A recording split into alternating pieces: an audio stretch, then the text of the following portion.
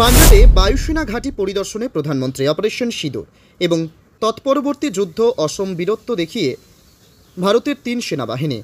তারপরেই মঙ্গলবার পাঞ্জাবের আদমপুরে এয়ারবেস পরিদর্শনে গেলেন প্রধানমন্ত্রী নরেন্দ্র মোদী। তাকে দেখে উচ্ছ্বাসিত ভারতীয় সেনাবাহিনী। ভারত ও পাকিস্তান যুদ্ধবিরতিতে সম্মত হয়েছে। তারপরেই মঙ্গলবার পাঞ্জাবের আদমপুর বিমান ঘাঁটি পরিদর্শন করেন প্রধানমন্ত্রী।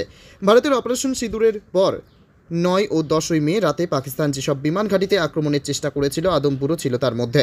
মঙ্গলবার প্রধানমন্ত্রী নিজের এক্স হ্যান্ডেলে একটি টুইট করে বলেন, আজ সকালে আমি এফএস আদমপুরে গিয়ে আমাদের সাহসী বায়ুসেনার সঙ্গে দেখা করেছি।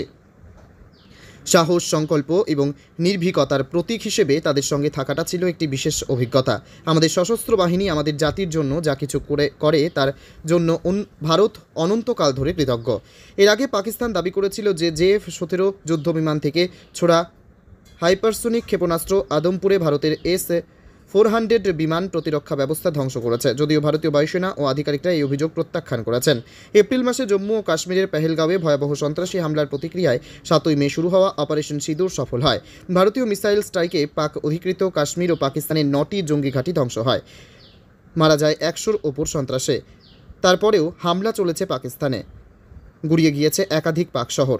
সোমবার এরপর দেশের সফল সশস্ত্র বাহিনীর প্রশংসা করেন প্রধানমন্ত্রী। একদিন পরই মোদির এই আকস্মাত বিমান ঘাঁটির সফর।